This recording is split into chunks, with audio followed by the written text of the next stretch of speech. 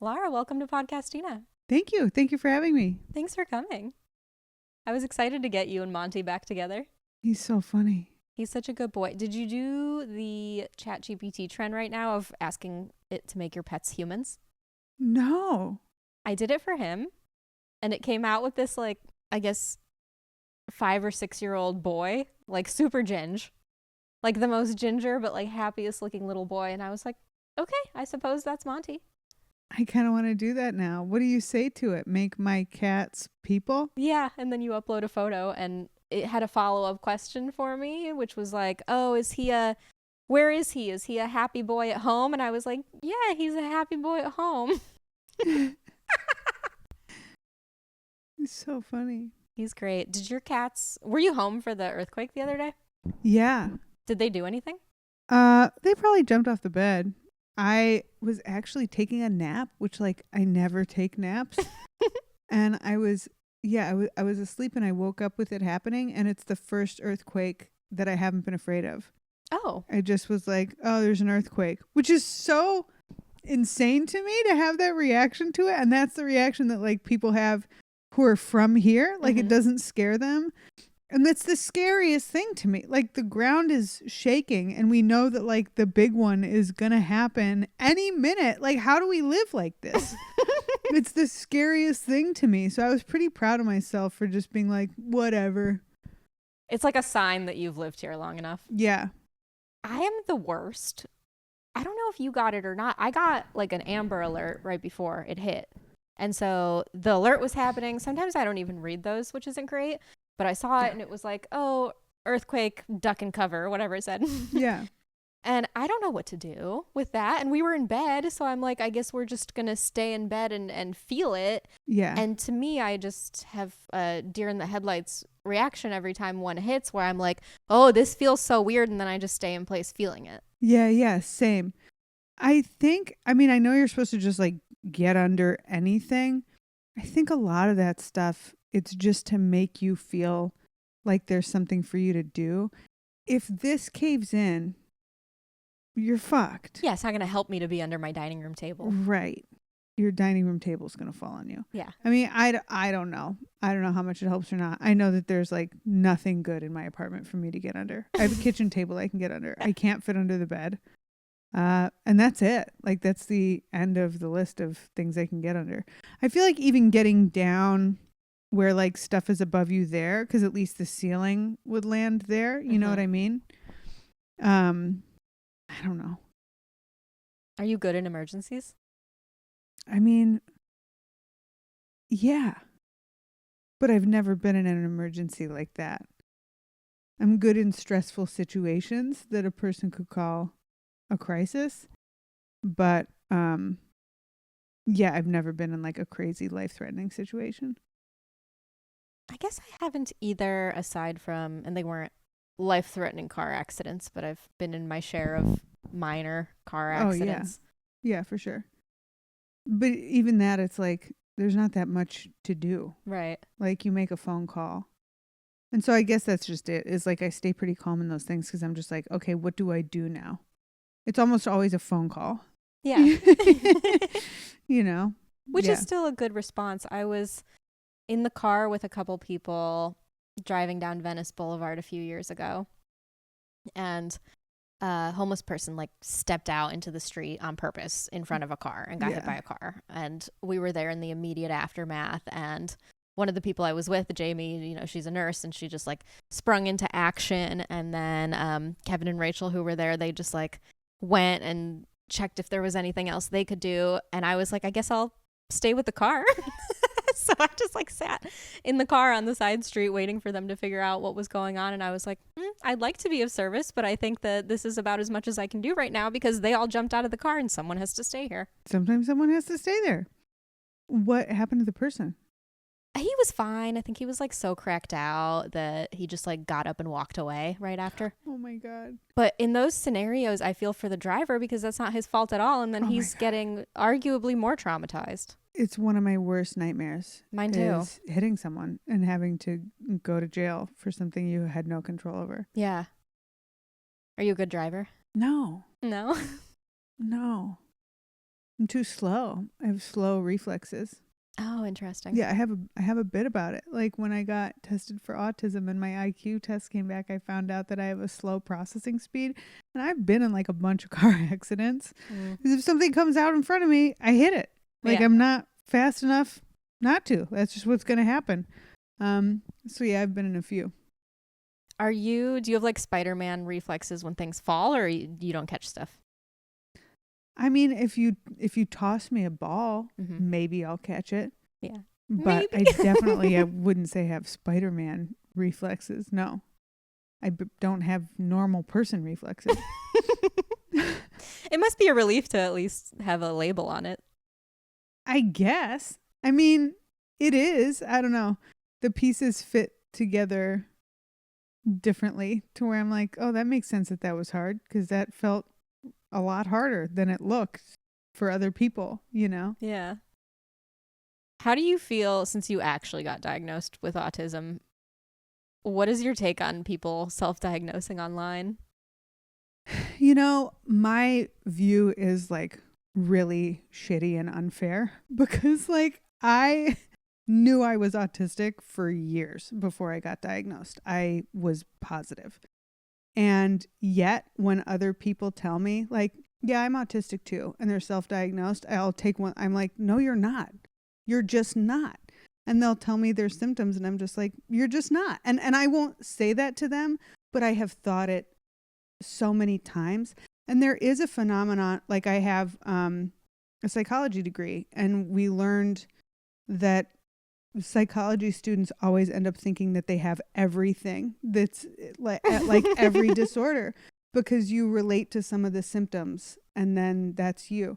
But it has to like cause impairment in your daily life, and it can't be better explained through something else. So I think a lot of people confuse like anxiety, or like there's a lot of overlap with like PTSD and autism there, you know. And yeah, so I feel shitty saying that, but that is my reaction to it. I'm like, no, I have it and I knew I had it, but you don't, and I know you don't. And I don't actually, I don't know if that's true or not. Something that has been hard for me, and this is again, I'm just sharing like my ridiculous thoughts, is like I've been compared to people who function better than I do. Like there's something that I struggle with, and it's like too embarrassing even to say. And I was talking to our friend about it, a friend of ours about it, and she was like, well, my brother can do that and he's autistic. And I'm like, well, I'm not your fucking brother. You know what I mean? Like there's a spectrum. That's why they call it a spectrum. And so that's something that's tough, is like, am I going to be now, like now I have this thing where it explains all of the struggles that I've had for my entire life. But now am I going to be compared to autistic people who don't have any of those struggles? Right. And I'm back to just being a fuck up? Like, you know, like that sucks. I have tendencies. I think like I like explanations, and maybe other people do too. So there is this desire to, oh, I see a video explaining ADHD or autism, and I'm like, oh, okay, I can check that box, without necessarily thinking it'd be diagnosable.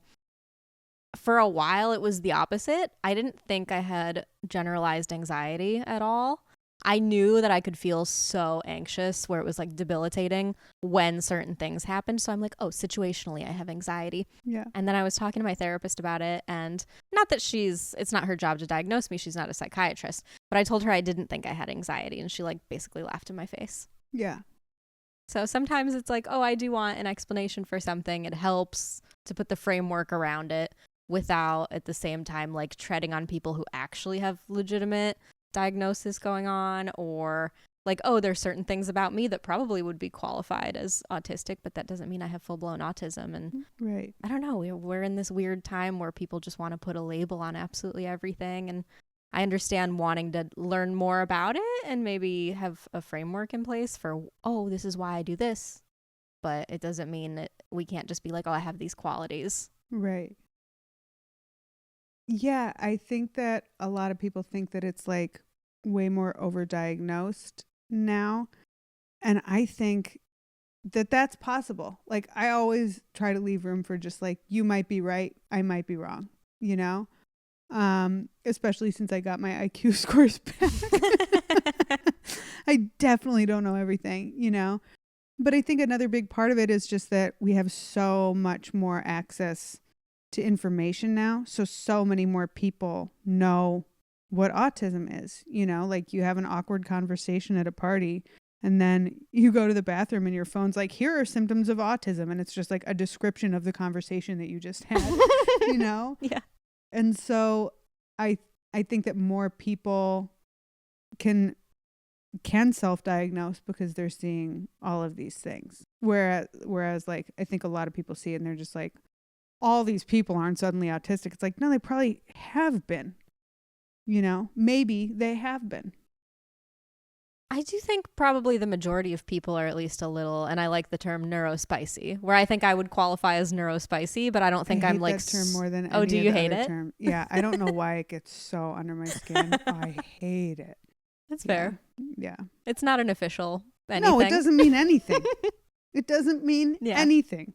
But then I'm like, who has a quote unquote normal brain? Who doesn't have anything wrong with them or any qualities of anything diagnosable? People with normal brains. I mean, and there's a difference between having some diagnosable qualities and having a mental illness or a disorder or a whatever, you know? Mm-hmm. What I really want to see stop is people diagnosing other people. Interesting. And see, I almost think that is more valid than people self-diagnosing. If it's like really obvious. Yeah. Like I had plenty of people tell me I was autistic before I knew I was. I mean, there was a lot of like, of like them saying it and me knowing it, you know what I mean? But yeah, sometimes you can spot it from across the street. Totally. Here's where I think it gets carried away, not necessarily with autism or ADHD, because those probably are very obvious in other people sometimes. Every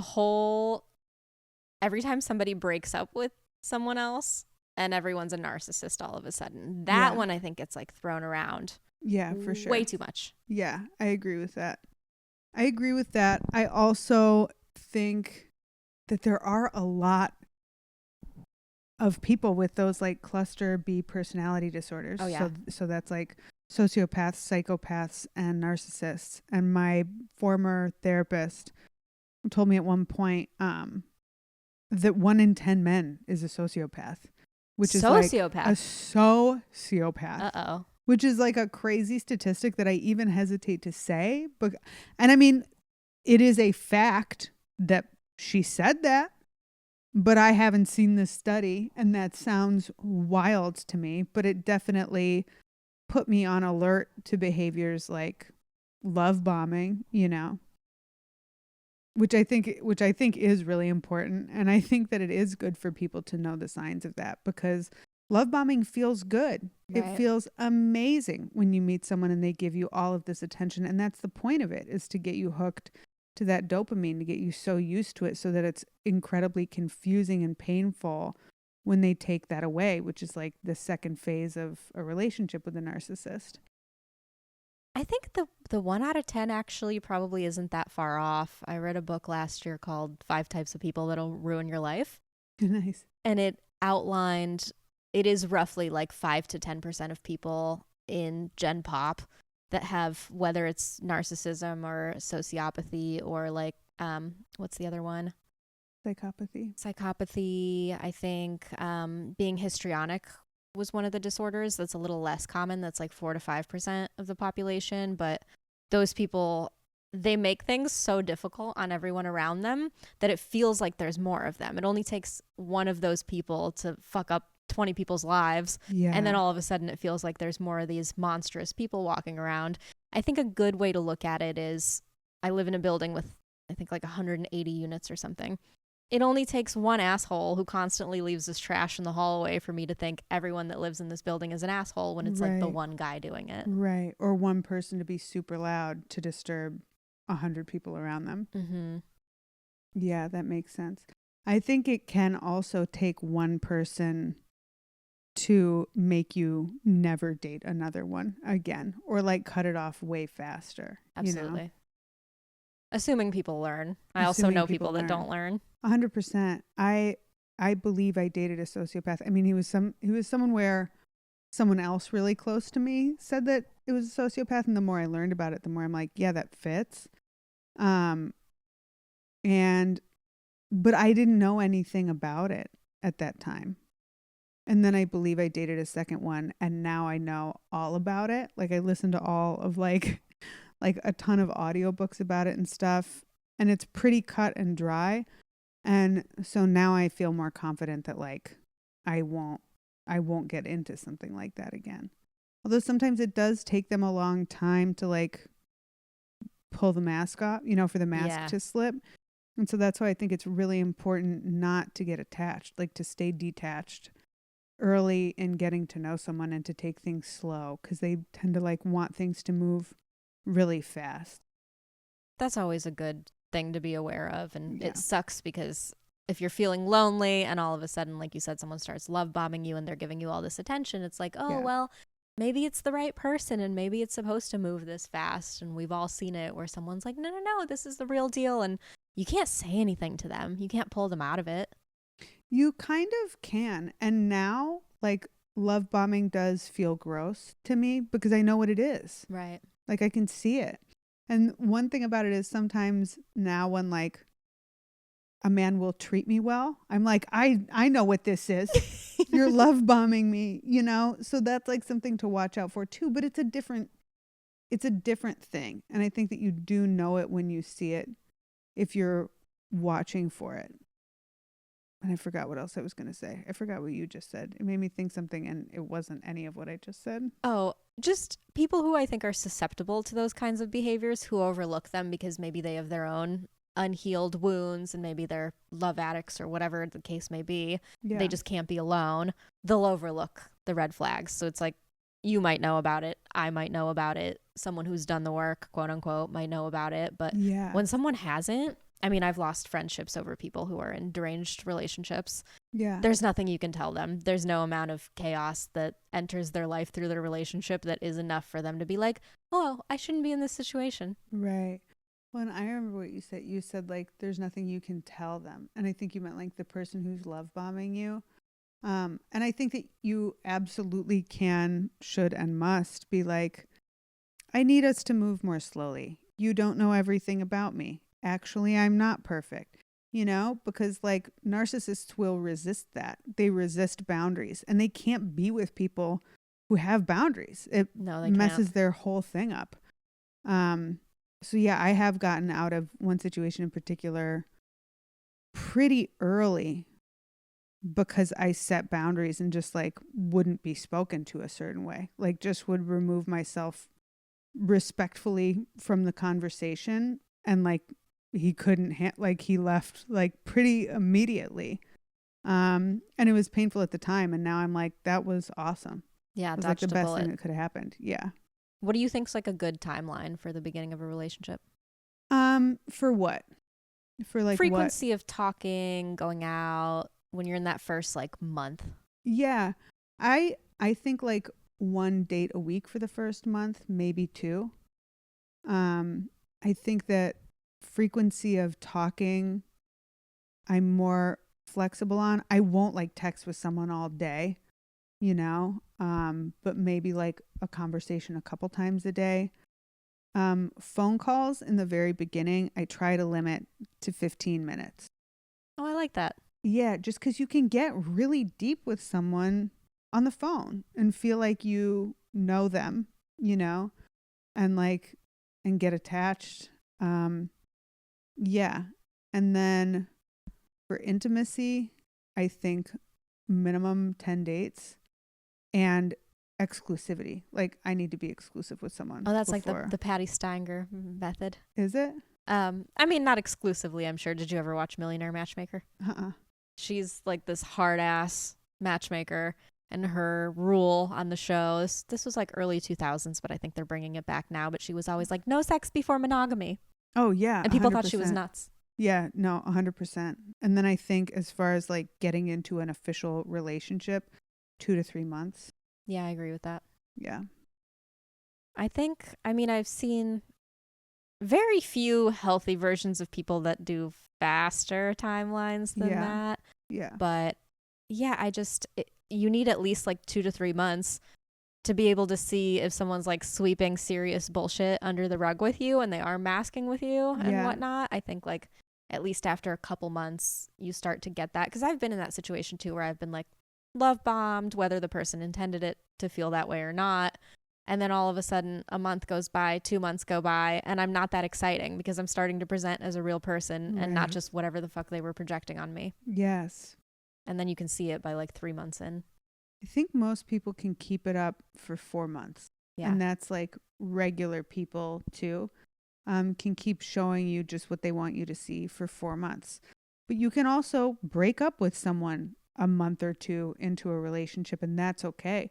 That's something else that I think is super important, is just being ready to walk away at any time. And I know that that's kind of contrary to popular belief. And I'm not even necessarily talking about marriage, although if someone becomes abusive, you need to be able to walk away at any time, in my humble opinion, you know?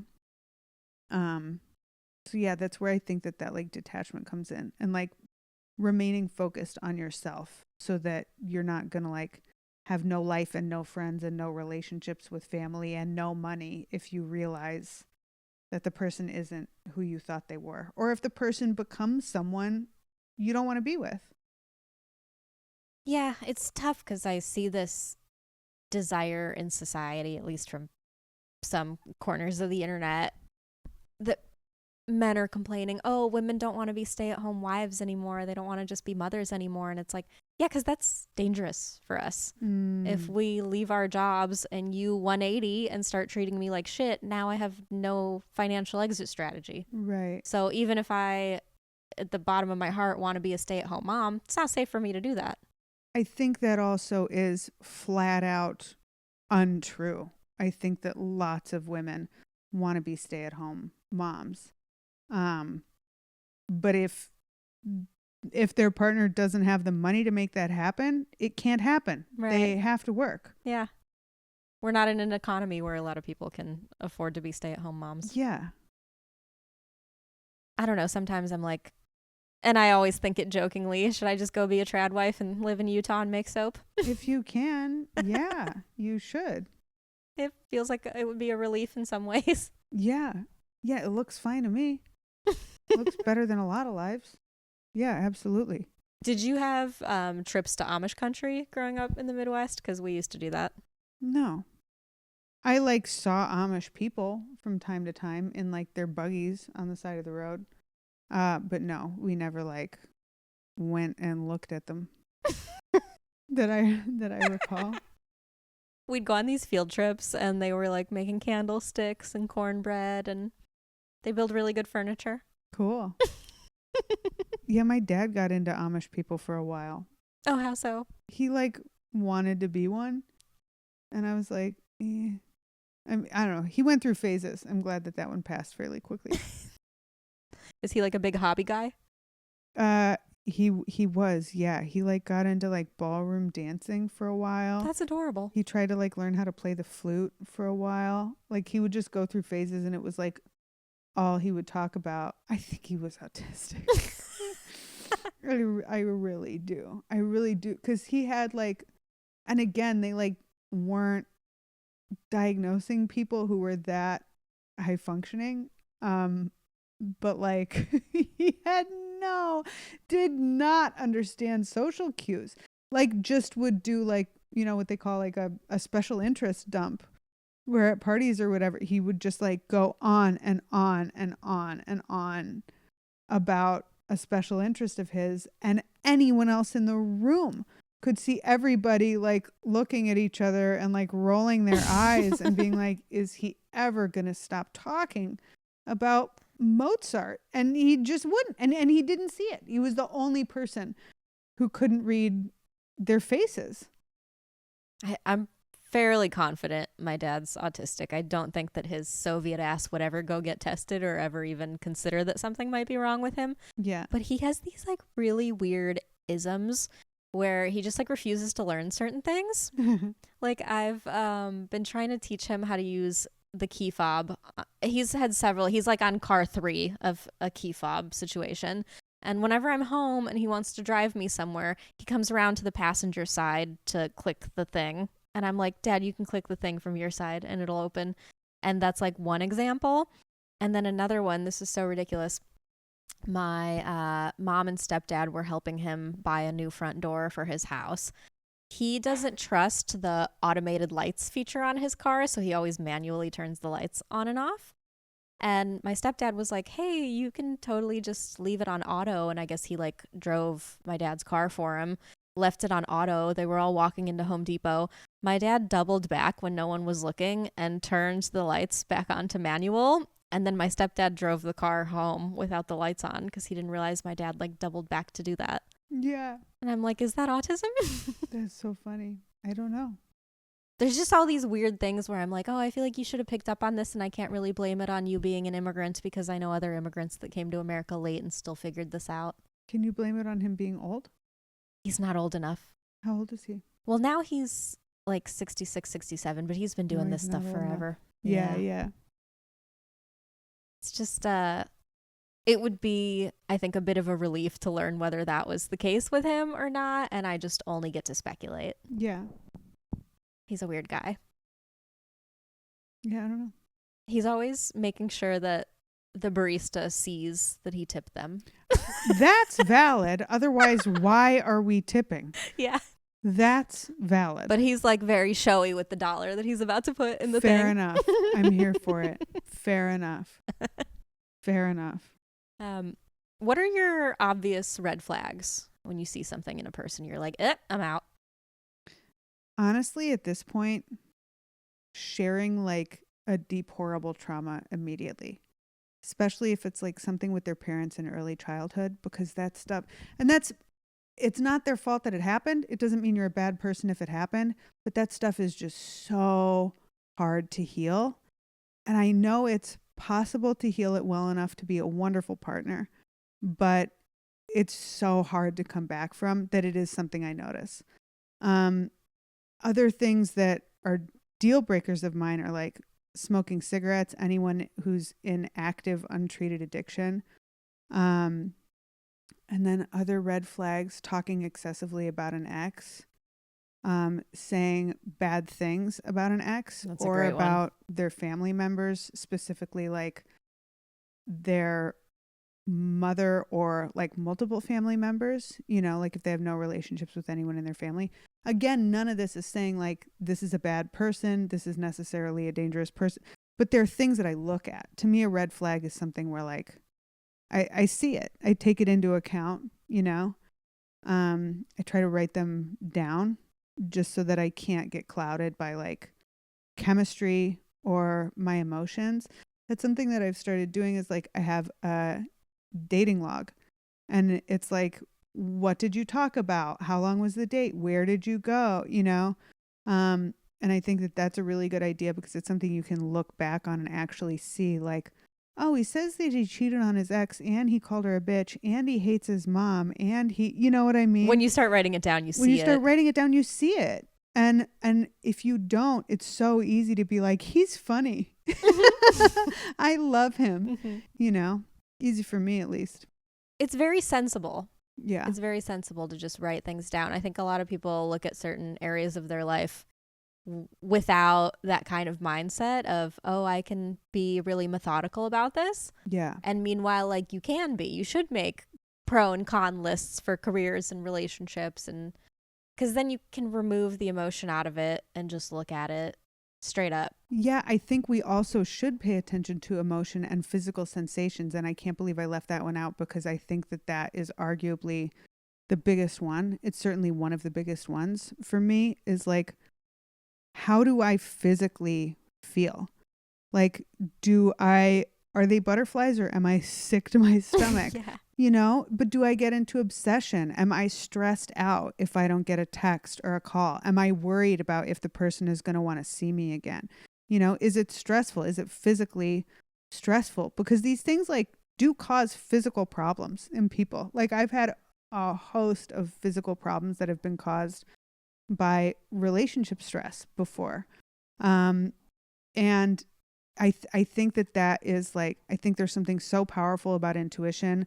I know that our bodies can pick up on things that we can't label with our thoughts, because we're animals and we have only been talking for a tiny fraction of the time that we have been mammals existing in some form. And the rest of that time, it's been just instinct, but we still have instinct. And so that's really important to pay attention to. And I think that like I have disregarded or talked myself out of my instinct a lot because I'm like, oh, that's just fear. Oh, that just comes from the past. Oh, you're projecting other stuff. And I've tried to intellectualize things, but I really think that it's important to pay attention to like the information intellectually and the gut, like to pay attention to like your head and your heart. You're ahead of the curve that way because I think, number one, a lot of people are not in tune to what's going on in their bodies, or there's this kind of stress response, what you were just talking about, especially as women, of don't be rude to people, don't make assumptions about people, give them a chance, blah, blah, blah, that whole rhetoric that we grew up with. Yeah. So even when you get that kind of like gut feeling about somebody, you're like, oh no, what am I thinking? Like I'm assuming something wrong that I shouldn't be assuming. And I felt that way for the longest time. And then I read Gavin de Becker's The Gift of Fear. Have you read it? Mm-mm. I would recommend this book to literally anybody. He is a security specialist, and he had this like horribly traumatic thing happen to him in his childhood. I believe somebody got shot in his household. And he basically conducts all these, or he writes about all these incidents that happened where someone had a weird gut feeling. They didn't trust it. They weren't sure what it was. And then some catastrophic event happened after. Like he was talking about an incident where someone had a bomb mailed to them at their office. And this person like walked into the room where the package was and had a weird feeling about it and like made a joke to just kind of play it off and was like, haha, I bet it's a bomb. Like what a weird package, because it was like missing a return address or whatever alarm bells it actually had set off. And then they walked out of the room and it went off and it was a bomb. And there's another incident where a woman was just kind of like hanging out in her car. And for some reason, she's like, I just felt the urge to lock the car. And apparently just out of her periphery, she didn't clock it consciously, but out of her periphery, she saw something walk by. And then a second later, that person was like trying to break into her car and get at her. Oh my God. So it talks about that lizard brain part of us where like we have the instinct to have fear even if we can't like consciously identify it. Yeah. So go with that fear. Like always make sure that you're listening to that because it's there for a reason. It is like that animalistic, oh, I'm in danger. We can feel people staring at us. There's like a mechanism in our brain that alerts us to people staring at us. Yeah. That's so interesting. It's that thing of, I mean, the classic cliche, you know, woman hitchhiking in the 70s getting picked up by a serial killer, and whatever survival stories you hear, the person is always like, oh, well, something felt wrong, but I just convinced myself that it was okay anyways. Yeah, it's so tricky because like, I really think that we do have to pay attention to what happens in our bodies at all times, like even when we're single, just to get familiar with the different sensations of like our different emotions, like what you feel in your chest, what you feel in your stomach, when there's fear and it's justified versus when there is anxiety and you just get nervous at parties, you know, because there are so many people with like attachment issues from childhood where that manifests in like them feeling really uncomfortable with intimacy. So if things are going really well and they're just starting to get close to someone, they have this uncontrollable anxiety that is so uncomfortable that it makes them leave. And so if you have that going on, I think it can be really hard to discern and trust those instincts.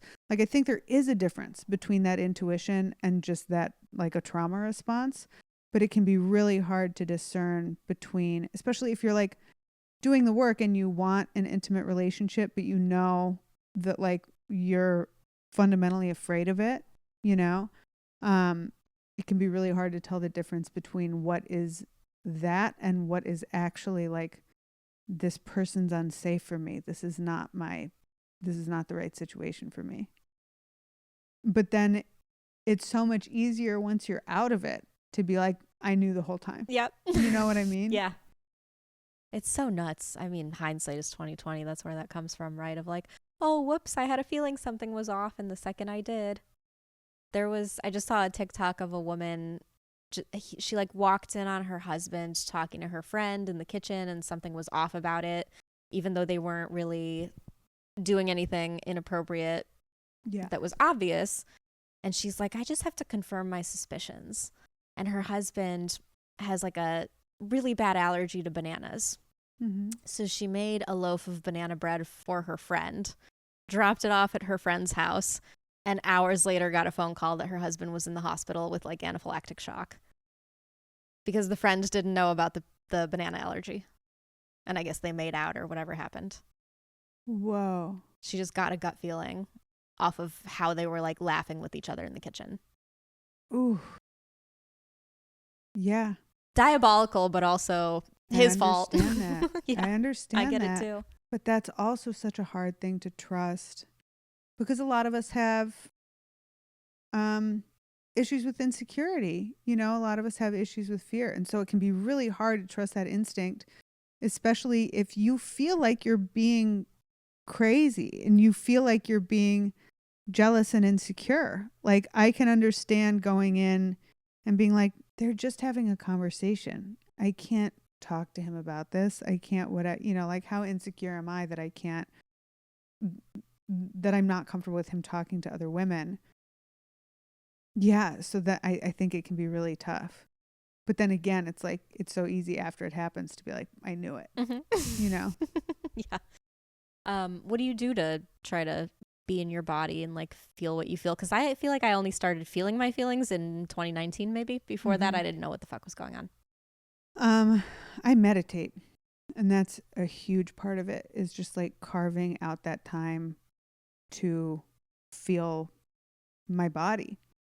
And then sometimes I do and sometimes I don't. I usually go back and forth between like labeling the emotion and then just trying to feel it without labeling it or without assigning a thought to it. Because sometimes to just process our feelings, it's like you truly just need to look at it, give it some attention, feel it physically, and then let it pass. Because we store emotions in our body. So even if intellectually we walk around being like, I'm over this person, fuck him, I don't care, your body doesn't feel that way. Your body's like, no, love and attachment, like that's what we're wired for, and it doesn't matter what the person did. Yeah, it's exhausting, but you have to do it. And now that I kind of know how to do it better, oh my God, I cry a lot. Like I cry like a little baby all the time. And I don't think I used to as much, and I wasn't releasing it. And now I'm like, oh, I can feel the store start to come up and everything just be really, really intense. So I have to let it out. Otherwise it turns into anxiety if I don't. Yeah, that's not crying like a baby. That's crying like a grown-ass woman. And I do the same thing. And I often cry when I'm meditating, because that's when like I'm not numbed out by working, being busy, looking at my phone, you know? And so, yeah, it'll come up and I let it out.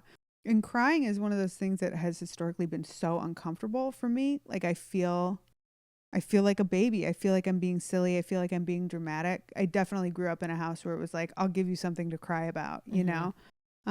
Like it was like you were doing something wrong if you were crying. And just to give sympathy where it's due, or like empathy and understanding where it's due.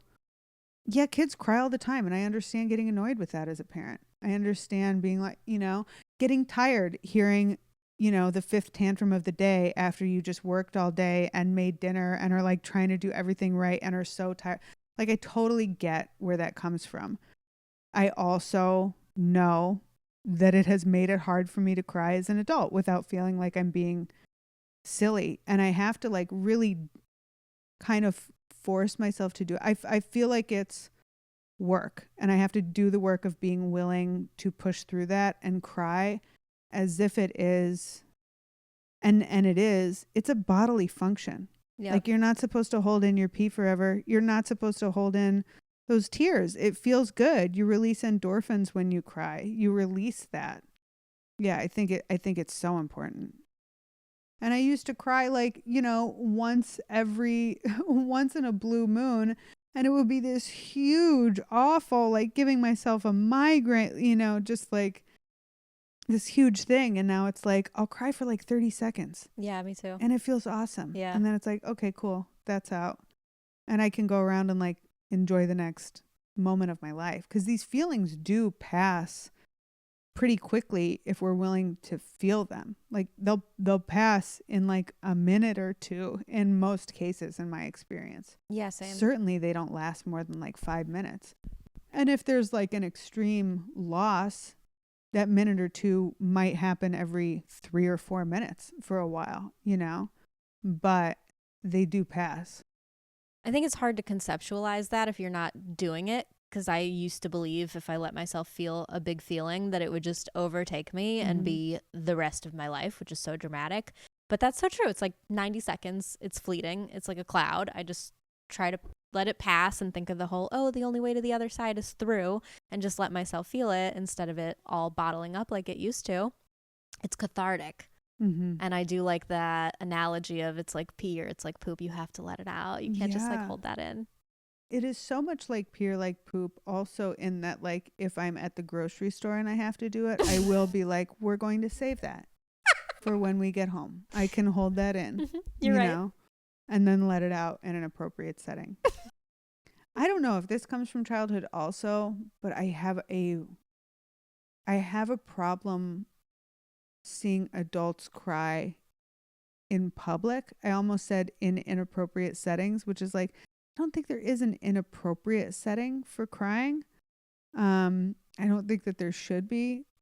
But if someone's just like talking, I don't know. I can't think of the right instance or a situation where it like grosses me out. But I do have a reaction to it sometimes. There's venues where it's more okay than others. Yeah. If people are crying at a funeral, at a wedding, whatever, it's like, yeah, obviously this is absolutely the venue to cry. If someone's crying at the DMV, well, maybe that's appropriate too. I don't know. There are definitely certain situations where you're like, oh, maybe reel it in. Yeah. Maybe wait till you're somewhere in a more trusted, like with people that you can be this way with, or just out of the public. Make a scene. It just feels very dramatic to me, even though I don't necessarily think that it should. Like, my thoughts don't match up with my emotions on that.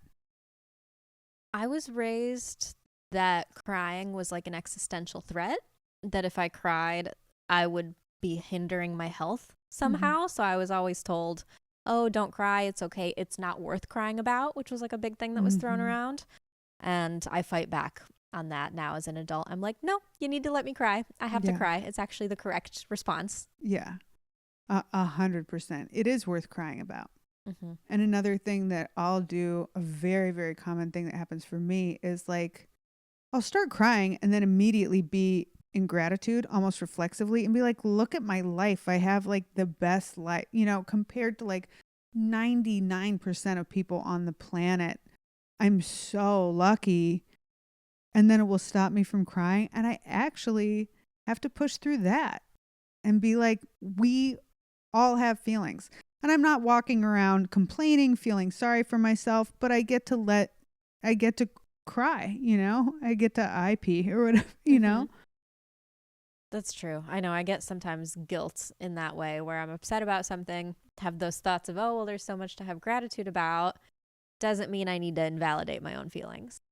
100%. And like, it's almost because we have so much to be grateful for that we should cry. Because if you have all of this to be grateful for and you have a wonderful life, you're really wasting it if you're not enjoying it. And crying briefly and frequently enables me to enjoy the rest of my life instead of like carrying this poison around all the time. I like crying for happy reasons too. Oh, of course. It's fun. Yeah, that's great. I almost think that doesn't even count. It's just not a release in the same way. Like Yeah. it feels so good in a different way. Totally. What's your way of keeping a work-life balance? In my head was just like not having that much work. Yeah, I mean, I think that that's just it. Like I write jokes every day. I work on something that is career related, something related to my vision that is not jokes. So like I'll work on my screenplay, or like I'm taking a commercial acting class right now, doing a podcast, something that is not jokes, that is vision focused. And then I do shows, obviously. And then other stuff that I do every day is like meditate, physical movement. I try to do a little bit of yoga every morning, although that's very imperfect. And then I do like strength exercises 5 days a week. And then like meetings, my like numbers, like I try to look at my budget every day for 10 minutes, and do something with that. And I make outreach calls. I try to talk to other people every day. I do call at least 4 people a day. That's huge. Yeah. So I think that it's all so connected. Like that's all work, and it's not all directly like sending emails or writing, but it is. Oh, that's another thing, is like I read a piece of literature and write about it every day as well, and then read that to someone. And so yeah, it's like even if something's not connected to work, anything that makes me more spiritually fit or makes me happier, like it all bleeds into my work and it makes me better at my job. That's very true. But it also feels almost like recreation, and I enjoy it. So it's like, well, which is that? Is that work or life? Life is work. Life is work. Every day, I think we should pretty constantly be doing things that we don't feel like doing, or at least that we don't feel like like starting to do, because I'm never like, oh, awesome, it's time to meditate. I'm always like, all right, I have to meditate. And I do it twice a day.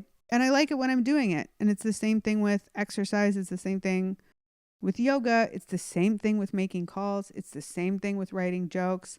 Man, if I think of a new joke, I love writing it, and I love performing it for the first time. I love like working on it. Like I love everything I do. I just never feel like doing it. And so I think that like, I mean, I can't overstress the importance in my own life of taking action that is contrary to how I feel. And on days when I don't feel like doing it, I probably need to do it more. That's so real. It's probably because I feel like shit. Yeah. And the only way to come out of feeling like shit, and I try to go for a walk every day and like get some sun. The only way I don't feel like shit is if I take actions that make me feel better. So if I'm like, I don't want to set a timer and work on some jokes, I'll feel better if I do. And I'm probably a little bit depressed. And I don't know. I wish that there was a different word for depressed. I don't know, bummed out, melancholy. Because it's like when I say that in that context, I'm not talking about something clinical. I'm just talking about like, I'm having a ho-hum day. You know what I mean? And it can be like hormones. It can be whatever. But I just try to focus on like, I have like a today I did and a left to do list that I do. I do those every day throughout the day. You're very disciplined with this stuff. I have to be, or I'll be miserable. And so I'll just keep like doing the next action on that list until I feel better. And if it doesn't make me feel better, the day's over. Yeah. But I like that. That's so relatable of the starting is so hard with everything. Starting sucks. Starting sucks. And I try to tell people with things that I feel like I can speak to, which is not much, but at least motivationally, like working out, I feel like I can speak to. Yeah. Just put the gym clothes on. 100%. Just put the fucking outfit on. 100%. I've done that where I'm like, okay, I don't have to go swimming. I told myself I was going to. I don't have to go swimming. I have to put on my swimsuit and walk to the door. I have to get everything ready and walk to the door. And then if I still don't want to do it, I don't have to do it. And you know what? When I get to the door, I still don't want to do it, but I respect what I'm trying to do. And so I follow through and I enjoy it. Mm-hmm. You know, I've never gone down to the pool and been like, I shouldn't have done this. Right. This was a mistake. Yeah. Same with the gym. Or every same time with I the do it, chore. I'm like, I should do this every day. Yeah. I've gotten very good at going on walks to regulate myself. I would say that's more of a thing that I'm consistent about than like straight up sitting down meditation, which I should do more of. I recognize the benefits when I have done it. It's always felt good, but I'm like pretty negligent with that. Yeah. I'm excellent at going on walks. My average step count right now, it's like 7,000 a day. That's great. Like I'm out there. Yeah. Yeah. And I always feel better. And it's like, yeah, there's the scientific studies of the, what is it? The rapid eye movement that happens when you're on a walk. So like that really helps. And especially if something's going on and I feel like reacting to it, I'm like, just Galina, go walk for 5 minutes, which then turns into usually 30 minutes, 45 minutes of a walk. And then me coming home and being like, I feel better about whatever that was. Like it just feels lighter. Yeah, that's nice. Walks are like a thing where I always feel better once I've done it. I don't always feel good once I'm doing it. I usually at the beginning of the walk, I'm like, this is nice. And by the end of the walk, I'm like, fuck this. I want to be home. So it's not one of those things where it's like, once I'm doing it, I love it. But it's like, that's another great example of like, so do something you don't want to do. If you just do stuff you want to do all day, the irony is that you will feel like fucking shit and you will hate yourself. All I think I want to do is eat and watch TV. But I don't want to live a life where that's all I did every day. You know what? I would be miserable. Nothing could make me more miserable. And I mean, if we're being honest, like I'll add alcohol back into the mix. I would love to get drunk and do drugs and eat all 100% of the time. And I used to like pretty much do that and it didn't go well. Yeah. And so that's why I don't do that anymore, you know? It's tough. I self-soothe with certain things that definitely are not healthy that I've decided to just not put a magnifying glass on. Like I probably smoke too much weed if I'm being honest. Yeah. But I'm like, oh, but I'm getting so much done. You seem fine. No one's perfect. Yeah. Whatever. You know? I believe everyone needs vices, but those vices can't be destroying your life. And you have to be honest with yourself about whether they are or not. Yeah. I'm such an addict that it's like a game of whack-a-mole where if like I've cut so much stuff out that it's like if I let one thing be my thing, it would be so big that it would take over my life. Are puzzles your thing? You're doing a lot of puzzles, girl. I love puzzles, dude. But they're not bad for me. No, of course not. How'd you get into puzzling? I did a puzzle and it was awesome. Was this like a pandemic thing or? No, I was at my sister's place and they had a 400-piece puzzle of like a winter scene and I did it and alienated my family and got in trouble because I wasn't interacting with the family. Had the time of my fucking life and I have never looked back. I do puzzles every single day.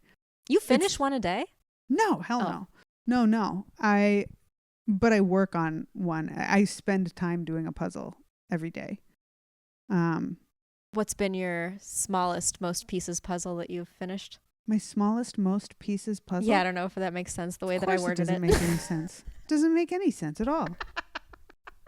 Like smallest pieces, most. I guess I should have asked, what's the puzzle that you've done with like the most pieces? 2,000. Damn. But that was when I had a way bigger table. Oh. I can't do 2,000 piece ones anymore because my table's too small. Yeah. I've tried to get into puzzles. Yeah. Yeah, I do 1,000-piece puzzles. That's ambitious too.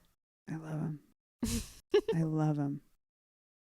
Yeah. Well, how do you pick what you're going to do? I like ones where they're like very detailed, where like all the pieces are different pretty much. Amy Stewart puzzles are my favorite. And yeah, I mean, that's like the biggest thing. I like puzzles that are pretty. I like puzzles that are colorful, have a lot of different colors. The hardest ones are ones where it's like, you know, like a landscape where there's like 700 blue pieces and that's the sky, you know, or things where it's like designs where there's if there's like a black border or something. Just things where there are a lot of identical pieces. That's a nightmare. It's a nightmare. What do you do with it when you're done? Undo it, put it back in a box, and those become my travel puzzles. And I now alternate between doing a new puzzle and redoing an old puzzle because it's gotten out of control. Like I simply don't have the budget to get a new puzzle every time I want to do a puzzle. It's insanity. Yeah. You know? Is it easier when you're redoing one? You know, it is, but it's like a little bit easier. Because you know where all the things are, you know? But it's not as much easier as you would think it would be, which is great because like it's still really fun. It's not like, oh, I know the end of this book. I know the answer to this, you know? Yeah, it's still really fun. But I mean, nothing. Oh my God. My mouth literally just watered imagining opening the plastic up. Pavlov's dog with puzzles. I'm so glad I pay attention to what's going on in my body now. The whole conversation just came full circle. Opening up I'm actually drooling. Opening up the plastic that the puzzle pieces come in and dumping them on the table. That's my favorite part. People talk about putting the last piece in. It's the worst part. So funny. I know what's getting clipped in this episode. That's terrific. So funny. Oh, that's so great. Oh my God. I wish I had something I did at home that made me feel that good. I never knew that I did that before. Like I've never felt that happen before. It's so funny. So funny. Oh my God. I've tried with so many. I tried puzzling during the pandemic. Couldn't get super into it. Hurt my back. I don't know if it was like my setup was wrong. 100%. No, it hurts. It hurts your back. It's yeah, supposed to leaning hurt your over back. like that. Yeah, it hurts Yeah. my back every time. Yeah. Yeah. I have back exercises I have to do. I'm in physical therapy and puzzles are like Setting you back. the worst thing I do. Yeah. Yeah, I can't stop. Oh yeah. my God, that's so funny. I tried with coloring books. Couldn't do it. Couldn't get into them. Never got into knitting. Could tell that was not going to be my thing. Yeah. Didn't really get into baking. Mm-hmm. I knitted for a while. I did coloring books for a while. I liked knitting for a while, but I've never felt about anything the way that I feel about puzzles. Yeah. Yeah. I love how passionate you are about it. It's so great. It's healthy. It doesn't hurt anybody. Yeah. I can usually pull myself away from them. So it's not like, it doesn't interfere with my day. Like I don't spend more time on them than a person should spend on a hobby. You're or not a leisure screening an important activity. call because you got to get that piece in. There was a time. In the beginning, I couldn't go to bed. Like I couldn't stop doing my puzzle. I canceled a date with a guy. I canceled a first date with a cute guy because and I told him, I was like, I'm really into this puzzle I'm doing right now. We never went out. I just could have been the one. No, wasn't the one. But yeah, I didn't want to stop doing my puzzle. I stand by my choice. But now it's not like that. Yeah. I have found that with certain physical activities like surfing, which I miss so much. I haven't really done since the fires. I started to get that way about pickleball, but then nobody will play with me.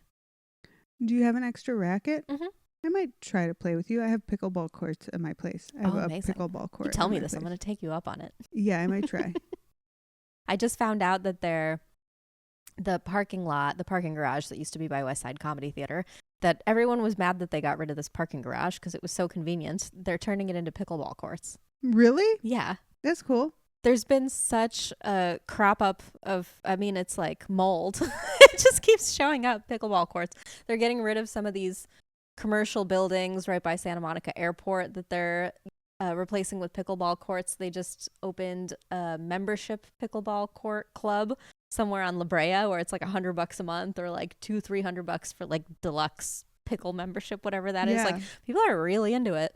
Yeah. Yeah, it's like a big thing now. It was very confusing to me when they tore down that parking structure because Yeah. I didn't know that it had happened. And I was trying to park and I was there. And I was like, what is I can't tell you how many times I circled that block. I was like, Yeah. where is it? How do you pick what books you're going to read? Oh. I don't know. Or what I don't kinds know. of stuff do you feel like, are there certain genres you read, or are you all over the place? I read a lot of stuff just like based on recommendation. I read a lot of stuff that's like self-improvement. I can't think of what it's actually called, like spirituality or like self-improvement stuff. Just because I need constant reminders in every possible way to like stay present and stop freaking out. Like, you know, it's a constant struggle to not freak out and not worry about stuff because I don't want to waste my life worrying about stuff. You know, I don't want to waste years where everything was fine worrying that it wasn't going to be fine, you know? It's so hard not to worry. And World War II fiction, which like I got like really into and I've gotten out of now. But I also don't like the part of me that like wants to read that. Like I'm like, what's wrong with me? I gravitate towards World War II fiction too. Really? Okay. Yeah. Because it's about like, it's these books about like the resistance movement, you know? So I'm not like, yeah, I love the Holocaust, you know? It's about like the resistance movement and stuff that happened in like countries around Germany, which I think people think about less. And it's like, that was not something that just happened in Germany. Yeah. Did you read The Nightingale? Mm-mm. That's Good? the best one. Okay. Good to know. I sobbed on an airplane. Really? Like openly. Talk about inappropriate places to cry, actually. I feel like with a book on an airplane, I feel like that's valid. I've cried on planes before. I've cried at movies on planes, but it's also like, yeah, I'm watching a movie. Yeah. It's not my fault that it ended triumphantly. What am I supposed to do? You know? Triumphant movie endings, I don't stand a chance. Yeah. I kind of stand a don't either. chance. And books too. And yeah, it's like every probably, maybe fifth is too often, but at least one every 10 books is like a historical fiction. Yeah. I'm picking them up a lot. Yeah. There's something that happens with men, I notice, where the older they get, the more they get into history. Really? Yeah. One of my friends, like, he really surprised me recently. He just started listing. He was like, I know most of the presidents in most of the correct orders. And so I pulled it up on Google and I'm sitting there with him and he's like naming almost every president, half of whom I've never heard of, by the way. Yeah. And he's like nailing the order. And I'm like, what's going on? What's going on with you? Yeah. I don't know what that is. That doesn't really happen with women as much. Anything to avoid feelings. Yeah. You know? Whatever it takes. Yeah. Whatever We have it our takes. things that we get more into with age. What do we get more into? Birds. Birds. Yeah, birds. That happens. Women love birds. I the have older found they myself get. caring more and more. I'm about to care about birds. I know I'll care about birds at some point. I've been hearing some, and I saw a hummingbird, you know, doing its thing on my balcony, and yeah, I'm about ready to get a bird feeder and start caring about birds. It sneaks up on you because I didn't until very recently. And then I have found myself stopping in my tracks on a walk for a good bird. And I'm like, we're here. We've reached the point. Yeah. I don't want my cats to freak out. Well, don't get one. I think cats get upset when they can't catch something, Mm-hmm. you know? But yeah, I think women get into birds more as they get older. Do you dress up your cats? Do you have outfits for them? I do have outfits for them and I don't dress them up, and I wish I could. I got outfits for them before I knew I couldn't dress them up. I think they were dressed up before is what I'm afraid happened, because they saw me, and I haven't tried in years. I've had them 5 years. I haven't tried in probably 4 years and 9 months to dress them up. But yeah, I have a pirate costume and an old lady costume. Dude, Queen Princess would be hilarious in this old lady costume. It comes with a wig with the old lady bun, and the gray is the same color as her fur. It would be unbelievable. And his pirate costume, they're both one of the ones where they like hang down with the little legs. So when they walk, it looks like a little person walking. His pirate costume has, I don't know if it's like, it has some kind of prop where it looks like he's holding, I don't know if it's a hook hand, but it has some kind of prop. I want to say it has a parrot on the shoulder. It kills me. It kills me. They were amazing. And I've never seen them run away from something so fast as they ran away from those costumes. They were just like, fuck no. And I was like, there's not a chance. Are you a big costume person for Halloween? Absolutely not. I do the minimum effort to go to a party. Minimum amount of effort to go to a party. Yeah, I was a cat this year. I wore black and drew whiskers on my face with eyeliner and taped cardboard triangles to a headband that I colored in black and went to the party. That's resourceful. I'm just like, I'll be here, you know. I'm not gonna not dress up. Like, I'm not a square about it. I'm like, I'm not gonna dress up. It's like, put on a cowboy hat. It's the easiest thing. Put on any hat. Put on a hat. Put on some kind of hat, you know. Yeah, but no, I don't get into it. Your costume was amazing this year. I don't think I'll ever be able to top it, unfortunately. I don't it was think that you good. will either. Yeah. It was unbelievable. I think I'm a little anyone that doesn't know, I was a Cybertruck, and it's on my Instagram. I She have it was pinned. a Cybertruck, and she could squat down and actually be a Cybertruck on the ground. And you like went into it. It was amazing. Thank you. It was kind of an 11th hour decision. I forget what I had a different costume in mind. And then almost as if a sign from the universe came and was like, no, don't do that. Be a Cybertruck. Absolutely. Hating Cybertrucks has become an important part of your brand. It has. I think. I stand by that. I appreciate it. Yeah, I think it's really funny. Thanks. Do you hate them too? I don't care about anything anymore. Yeah. I don't have it in me. I don't have it in me. I've had to go full selfish. Yeah. I don't and this is not the clip. I'll tell you that right now. I want people to have to get to know me real well before we get to this part, you know? But I can't be happy and think about all the shit that's happening. It's fucking horrible. Yeah, you're right. Are you good at like compartmentalizing it, or no? What's your relationship with news? I can't watch it. Yeah, I'm kind of in that place too. My former therapist told me not to watch it. And so, yeah, I've given myself permission not to watch it. It will 100% make me miserable. It will make my life miserable. And like, it just would take away any chance that I have of being happy. And I know how bad that sounds and probably is. But maybe I would rather be a happy bad person than a miserable good person.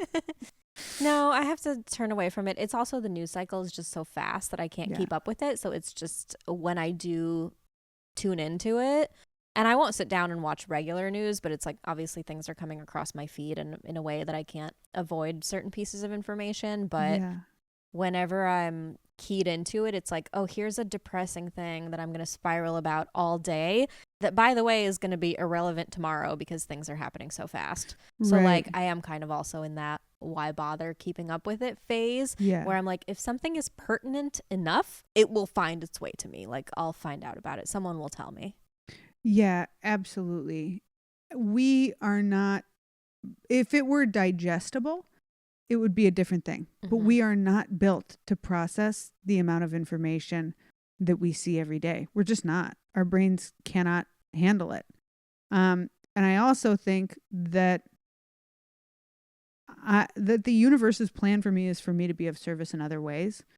Like, comedy has always, the doors have always been open for me, you know? And so I really think that my job is to make people laugh and to bring people who have different beliefs together to laugh at stuff. And I've tried doing political humor. Like, I've tried doing stuff according to like my agenda and my own beliefs. People didn't laugh at it. I can't do it. You know what I mean? And so I really think that my job is to just like make people happy, let people have a good time so that they have like some love and joy in their hearts. And I think that people who have that are less likely to hurt other people. and are more likely to recharge so that they can help other people. That's beautiful. Well, Lara Beitz, tell people what you have going on. Oh my God, was that an hour? That was so fun. That was so fun. I think it was. You're Yeah. so good at that. You Oh, did thank you. such a good job of like, you didn't interrupt. You left space for me to talk. Like there was a really nice balance. That was really Thank you great. so much. Wait, now I do want to interrupt you to tell you this because you'll probably actually appreciate it. Can I read you what ChatGPT told me my life path was? Yeah. Because it has to do with podcasting. And even though I already was taking it very seriously, this just kind of put me on a mission. Yeah. So I really appreciate that you said that to me. This is ChatGPT writing my life path for me. Be a channel for voices to be heard, my own and those of others still finding theirs. Use humor as alchemy, turning pain into punchlines, awkwardness into art, and chaos into connection. Serve as a mirror and messenger, reflecting humanity back to itself with compassion, clarity, and wit. I will gather the seekers, the sensitive, the sharp, and the strange, not by chasing followers, but by broadcasting frequency. My people will feel me before they find me. My career is not a ladder. It's a labyrinth of episodes, interviews, quiet breakthroughs, and loud laughs, each one a breadcrumb back to the center of myself and a torchlight for others walking the same road. Wow. That is beautiful. Like ChatGPT made me cry. You really dropped it on that one. Sure Damn. did. But so thank you for saying that. I really appreciate that. Yeah. Beautiful. You can find me on Instagram at It's perfect. at Lara Beitz, LARABEITZ. Thank you so much for having me. Thank you for doing it. And thank you everybody for listening. Bye.